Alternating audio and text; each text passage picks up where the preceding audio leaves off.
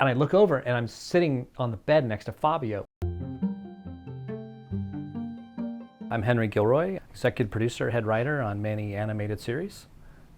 Huge comic book nerd, collector of artwork, comic book artwork and animation artwork, and also a monster fan. Mike's artwork was a great influence to me to want to bring his design style into animation. So I'm at a Super Bowl party at the home of Savage Steve Holland, who directed the Better Off Dead, One Crazy Summer movies. And this was every year we would go to the party. And I'd done animation work with Steve. And so for some reason, I ended up in the upstairs bedroom watching the game. And I look over and I'm sitting on the bed next to Fabio. And somebody said, "Oh, what do you do?" Blah, blah, blah. And I'm like, "Oh, yeah, I work in animation with Steve." And then he was like, "I want to do a cartoon series." And I'm like, "Oh, really?" We had a brief conversation, and then Steve basically set up a lunch the following week. And the reason why Fabio wanted to do Thor was because Stan Lee, like the previous year, had hired Fabio to come in and do a costume fitting because Stan Lee was trying to sell the Thor TV show. And he wanted to show, like, look, this is what we'll get. We'll get like someone like Fabio to be Thor and blah, blah, blah, blah, blah. So after that meeting with Stan Lee, Fabio was convinced that he had to be Thor. So that's why he's like, hey, we're going to do the animated series, and then we're going to do the live series and going to make $1 billion. And in my mind, there's only one person I wanted to design it, who could get us away from Marvel's version and be true to the Viking and Norse myths, but also, inject Fabio into it. Mike was excited because, I was going to pay him to draw giants and monsters.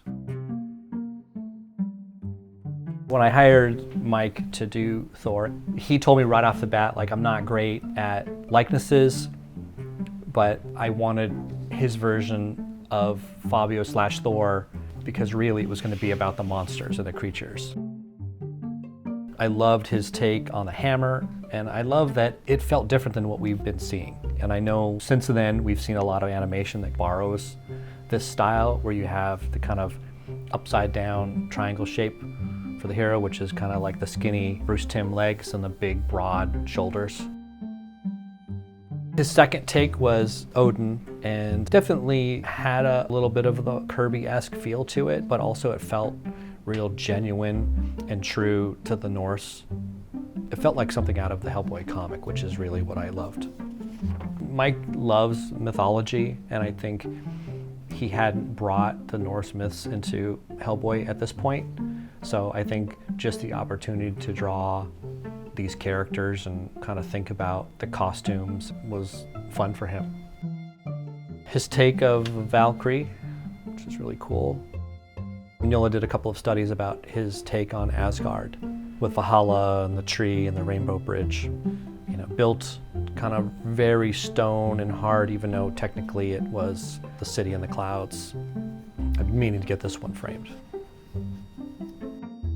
I loved how Odin's throne would be depicted with a double raven head motif. I thought was really awesome.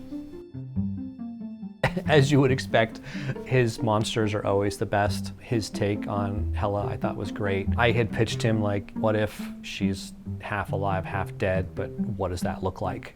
And the idea that she wears this long gown because the bottom half of her body is basically corpse-like. I love that idea. I had him do 3 different kinds of giants: the stone giants, the fire giants, and the forest giants. And this is the kind of stuff I love that he does. He thinks about the banners or standards.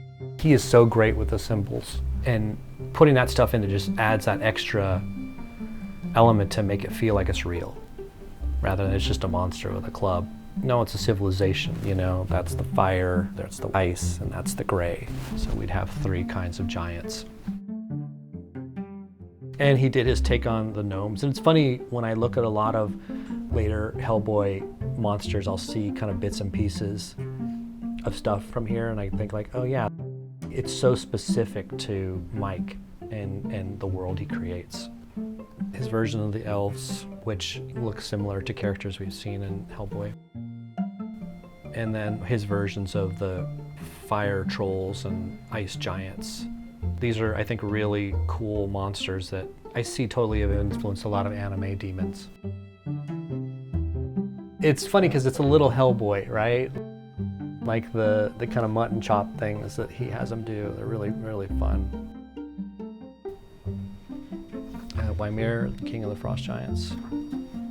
And he kind of did a couple takes. He did one kind of was like, oh, okay, I'll make him more humanoid. And then he did one, it was just like, oh, he's like a constantly changing shape ice monster. I'm like, that's awesome. However, back in the day, the animators would kill me.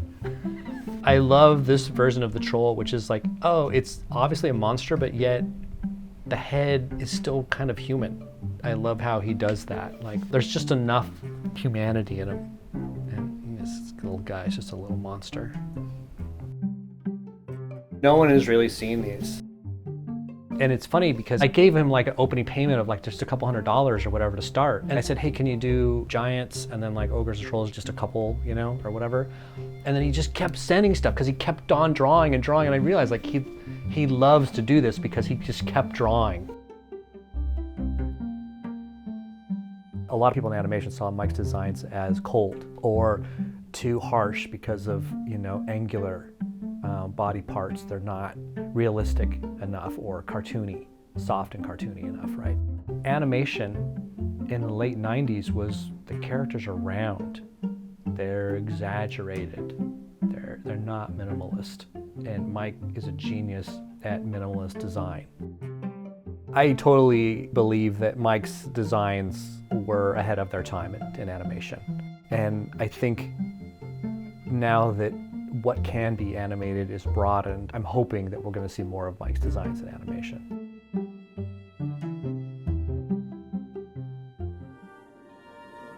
Asgard, home of the northern gods. This is the story of Thor, god of thunder, and his fall from grace. Punished for abusing his power, Thor is exiled to Earth to live as a mortal boy.